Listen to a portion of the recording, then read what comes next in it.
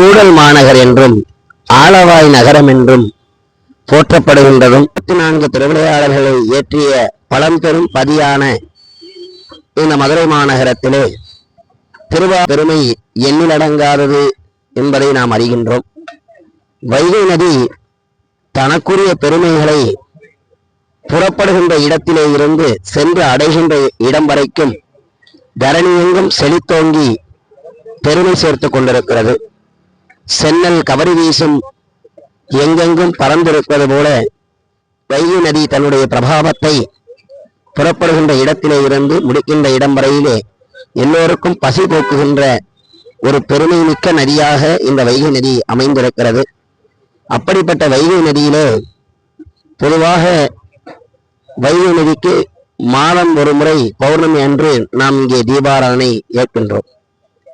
ஆதி காலத்திலே சங்க காலத்திலே இருந்து பரிபாடல் மற்றும் சிலப்பதிகாரம் போன்ற நூல்களிலே வைகை நதியின் படித்துறையிலே பெண்கள் எல்லாம் நீராடுவார்களாம். அந்த பெண்கள் நீராடுகின்ற பொழுது பூசு மஞ்சள் பூசி அந்த பூசு மஞ்சளுடைய அந்த மஞ்சள் வண்ணமானது படித்துறை எங்கும் நிரம்பி இருந்தது என்று பரிபாடல் செய்தி பதிவு செய்கின்றது.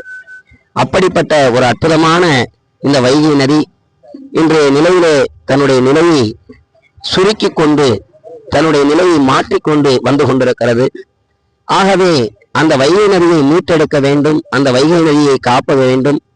வைகை நதி மட்டுமல்ல, எல்லா நதிகளும் இதை முன்மாதிரியாக கொண்டு செயல்பட வேண்டும் என்பதற்காக வருடம் ஒரு முறை நதிகளை ஆராதித்து நதிகளை பெருமைப்படுத்தி நதிகளுக்கு சிறப்பு செய்யும் விதமாக இந்த தீபாராதனை ஒவ்வொரு மாதமும் நாம் ஏற்படுத்தி கொண்டிருக்கின்றோம்.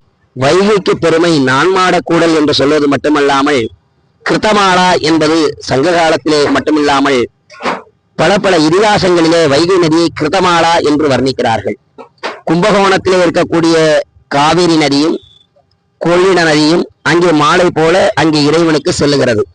அதுபோல மதுரையிலே உள்ள கூடலக பெருமாளுக்கும் மீனாட்சி அம்மனுக்கும் கிருத்தமாலா என்னும் நதியும் வைகை நதியும் இரண்டாக பிரிந்து மாலையாக செல்லுகின்ற பெருமை உடையது என்று சொல்லுகிறார்கள்.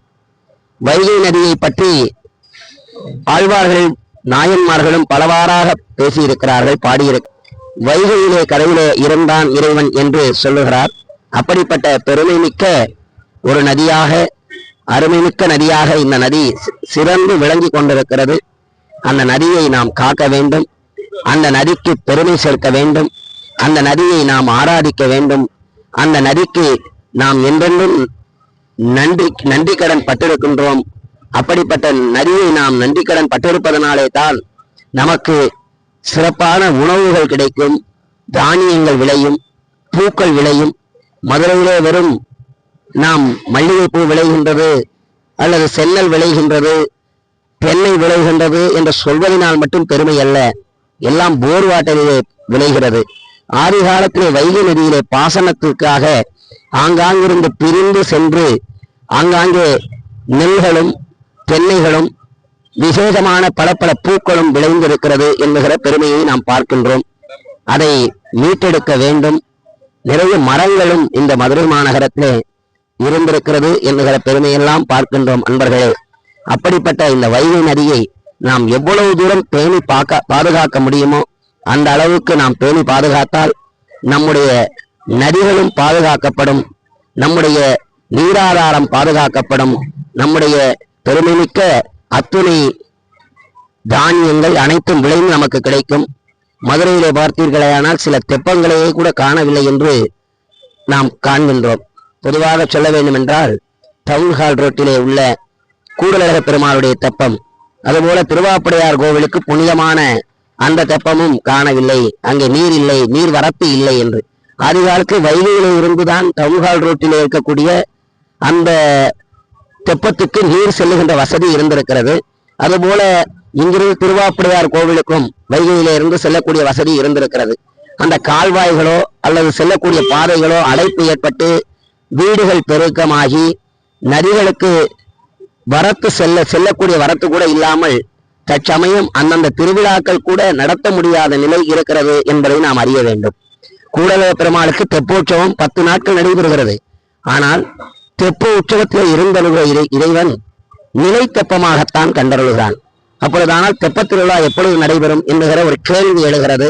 விரைவிலே அதற்கும் ஒரு விடிவு காலம் நமக்கும் கிடைக்கும் என்று நாம் எதிர்பார்க்கின்றோம். திருவாப்புடையாருக்கு பிரம்மோற்சவத்தின் பொழுது தீர்த்தவாரிக்கு அவருடைய தெப்பத்திலே செல்ல வேண்டும். ஆனால் தற்சமயம் தெப்பத்திலே நீர் இல்லை. ஏன் அவ்வளவு ஏன் சொல்ல வேண்டும்? மீனாட்சி அம்மனுக்கு பொற்றாமரை குளத்துக்கே மதுரையிலிருந்துதான் வைகையிலிருந்து நீர் செல்லக்கூடிய வசதி இருந்திருக்கிறது என்பதையெல்லாம் பார்க்கின்றோம். அப்படிப்பட்ட அந்த நதிகளை நாம் எவ்வளவு தூரம் நம்மால் காப்பாற்ற முடியுமோ அந்த அளவுக்கு காப்பாற்றினால் நதிகள் நமக்கு வாழ்வு தரும், நதிகள் நமக்கு சிறப்பு தரும், நதிகள் நம்மை வாழ வைக்கும், நதிகள் நம்மை பேணி பாதுகாக்கும். நதி என்பது பெண்கள் போன்று அந்த தாயின் மடியிலே நாமும் வைகை போன்ற புண்ணிய நதிகளுடைய தாயின் மடியிலே இருந்தால் நமக்கு எவ்வளவு ஆறுதல் நம் தாய் நமக்கு கொடுப்பாளோ அதுபோல வைகை நதியை பாதுகாத்து எல்லா நதிகளையும் பாதுகாத்து உலகத்திலே சகல ஜீவராசிகளும் நன்மை பெறுவோம் என்று சொல்லி வார்த்தைக்கு நன்றி கூறி விடைபெறுகிறேன். நன்றி, வணக்கம்.